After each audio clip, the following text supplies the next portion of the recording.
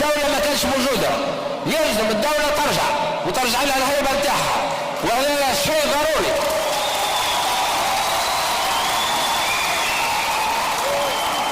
نحن مع الحرية، ولكن ثم حدود بسوء التصرف، بحيث يلزمنا نرجع إلى الدولة التونسية اللي خلقت بدماء شهداء، مش هيك جات كذا، وهذه نرجعوها وإن شاء الله. عندنا 50 سنة من اللي خلقنا دولة، وأحسن شيء عملناه بعد خروج الاستعمار هو خلقنا دولة تونسية حرة ذات سيادة، الإسلام دينها، العربية لغتها، والجمهورية نظامها.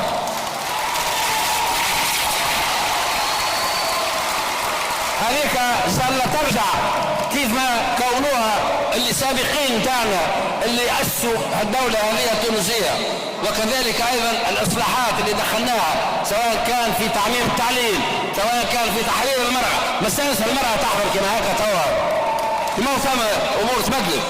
وكذلك أيضا في تعميم الصحة والمجتمع كله عصرناه، لكن لما حالة توقفنا شوية في الثلاث سنوات هذه الأخيرة، حبة من حبة وكره من كره توخرنا، ونحن نحب نعملوا دولة تاع العصر نتاعها، هذا مش دولة تاع سيدنا آدم، والعصر نتاعها هي دولة تاع القرن 21 اللي مش نلتحقوا بالدول المتقدمة.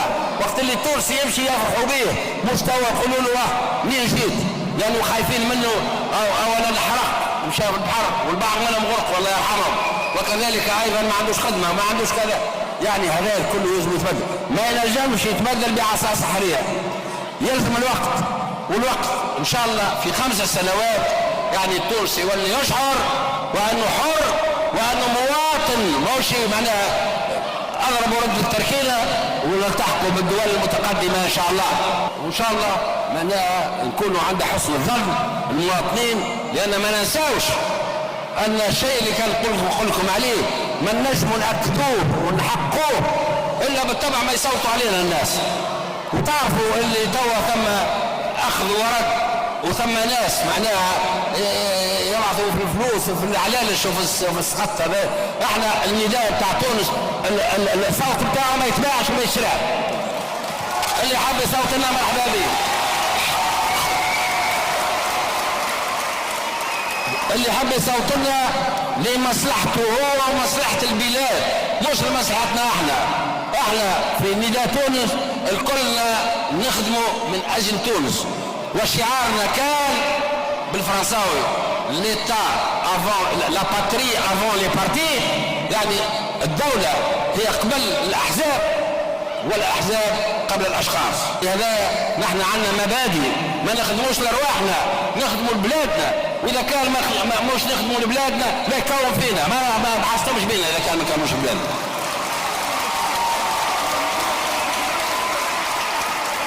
وتونس اللي في الوضع هذا اللي كنت نقول فيه راهي باش تخرج من الكورين، وباش تخرجوا من الكورين بعزم الاخوان اللي باش تنتخبوهم، وبعزم يعني بقيه اللي هما كيفنا من العائله الديمقراطيه. ونحن التزمنا بالرغم لو كان جاتنا الاغلبيه المطلقه، التزمنا ما نحكموش وحدنا، لان ما موجود في الحكم، احنا نحكم الكل. وان شاء الله نعمل التوافق الحقيقي، مش التوافق اللي في الرئيس التوافقي اللي مثلا مش ما تفهم ما عرفش كم هذا.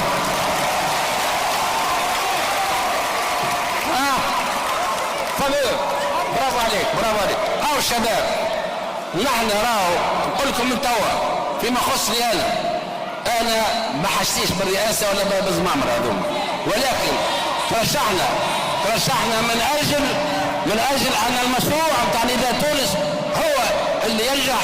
وتونس ونداء تونس عندهم رجال وعندهم نساء، ولازم تكون عندكم ثقه فيهم، وانا عندي فيهم ثقه، باش حقيقه بالتعاون معكم الكل، باصواتكم، بثقتكم. وقت اللي واحد قال فما فلان الفلاني ترشح عنده لوبي، قلت له احنا عندنا لوبي كبير ياسر، هو ثقه الشعب هو اللوبي تاعنا احنا.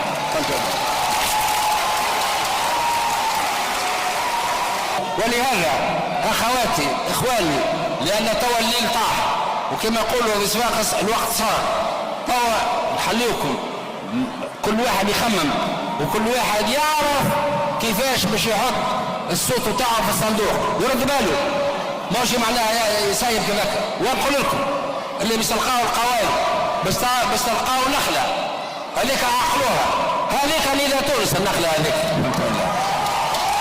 الانتخابات